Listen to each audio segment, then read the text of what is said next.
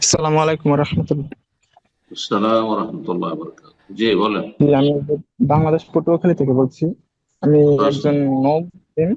তো আমার প্রশ্নটা হচ্ছে পারিবারিক বিষয়, যে আমার পরিবারের অন্যান্য ভাই বোন বাবা মা তারা কেউ এ ধর্মে আসে নাই, মানে এখনো পূর্বের ধর্মেই আছে। তো হম।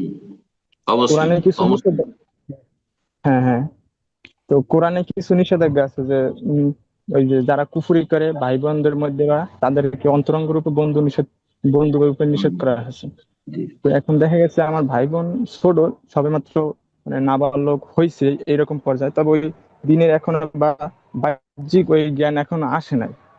তো হুম এখন হুম তাদের কি অর্থনৈতিক ভাবে কি কোনো সাহায্য করা যাবে কিনা। কিন্তু আরেকটা বিষয় হচ্ছে আমার ভাই, মানে আমি এই পথে আসার পর সে আমার সাথে কথা বলে না, মানে একটু বিরুদ্ধাচরণে এই পর্যায়ে আর কি। কিন্তু বোন হুম আসলে নমনীয় আছে বা হুম। এই এই যে এখন তাদেরকে কি আর্থিক সাহায্য করা যাবে কিনা আপনার এই মসলার উত্তর রব্বুল আলমিন স্বয়ং কোরআনে কারিমে সূরা মুমতাহানায় দিয়েছেন। সূরা মুমতাহানার তাফসীর পড়ে নেবেন, তবে আমি সেটা আপনাকে বলে দিচ্ছি সংক্ষেপে। ওই সব কাফের যারা আমাদের সাথে ধর্মীয় কারণে শত্রুতা রাখে না, বিদ্বেষ রাখে না, আমাদের ক্ষতি করার চেষ্টা করে না, আমাদের বিরুদ্ধে লড়াই অস্ত্র ধারণ করে না, এবং আমাদেরকে বাড়ি থেকে তাড়িয়ে দিতে চায় না, দেশ থেকে তাড়িয়ে দিতে চায় না, তাদের সাথে আল্লাহ সদাচরণ করতে বলেছেন। জি। আনতাবার রুহ মতুকসিলিম, তাদের সাথে সদাচরণ করো এবং তাদের সাথে ন্যায় নীতি অবলম্বন করো। পক্ষান্তরে যারা সীমা লঙ্ঘন করবে, আমরা মুসলিম সেই জন্য আমাদের সাথে চরম বিদ্বেষ রাখবে, আমাদের বিরুদ্ধে সুযোগ পেলে অস্ত্র ধারণ করবে, পারলে আমাদেরকে বহিষ্কার করবে, এইরকম মন মানসিকতা, তাদের সাথে কোন রকম সম্পর্ক জায়েজ নাই, তাদের সহযোগিতা জায়েজ নাই। কথা বোঝা গেছে? আর যে যে বিষয়টি রয়েছে যে কাফের এবং কুফরের সাথে, পাপ এবং পাপীর সাথে আমাদের যে বৈরিতা থাকতে হবে, হ্যাঁ, শত্রুতা থাকতে হবে, ঘৃণা থাকতে হবে, সেটা অন্তরের বিষয়। ধর্মীয় ভালোবাসা জায়েজ নয়। আপনার ভাই বোন যারা কাফের হয়ে আছে তাদের সাথে ধর্মীয় ভালোবাসা জায়েজ নয়। তাদেরকে ভালোবাসেন তাদের ধর্মের কারণে, তাদের বাতিল উপাসনার কারণে, তাদের ভ্রান্ত বিশ্বাসের কারণে। যদি এমনটা হয় এইভাবে ভালোবাসছেন, আপনি আপনার মুসলিম ভাই বোনদের মতো ভালোবাসছেন, তাহলে হারাম। কিন্তু একটি ভালোবাসা আছে যেটি প্রাকৃতিক ভালোবাসা।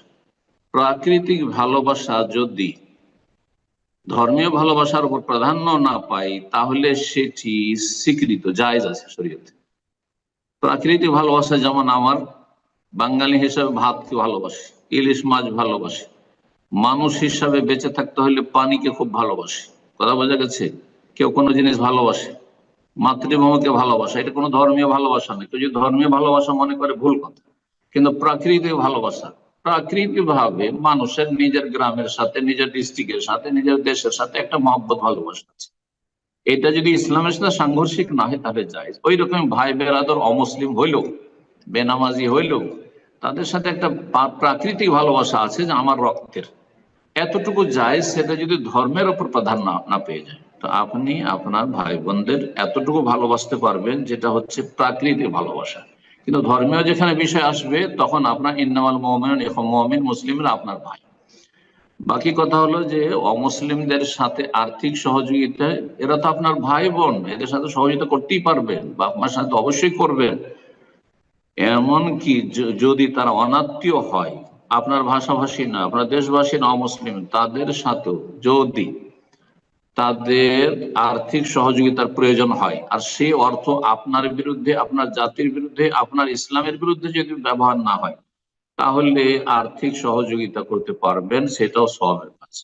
নবী সাল্লাল্লাহু আলাইহি ওয়াসাল্লাম যেখানে পশু পাখিকে পান করাতে উৎসাহিত করেছেন, খাবার দিতে উৎসাহিত করেছেন, এবং তার উপর জান্নাতের কথা বলেছেন। বোঝা গেছে? সুতরাং অমুসলিমদেরকে আর্থিক সহযোগিতা যায়, যদি সেই অর্থ ইসলাম মুসলিমের বিরুদ্ধে ব্যবহার না হয়। বারাকাল্লাহু ফিকুম। সুতরাং আপনি আপনার বোনের প্রতিপালন করবেন, দেখাশোনা করবেন, সদাচরণ করবেন। হতে পারে এতে আকৃষ্ট হয়ে সে আল্লাহর দিনে দীক্ষিত হবে। আল্লাহ যেন তাকে তৌফিক দান করে, হিদায়াত দান। আপনার পরিবারের যত সদস্য রয়েছে সবাইকে যেন আল্লাহ রাব্বুল জান্নাতের পথ দেখিয়ে দেন এবং জান্নাতের পথে চলে আসার তৌফিক দান করেন। বারাকাল্লাহু ফিক।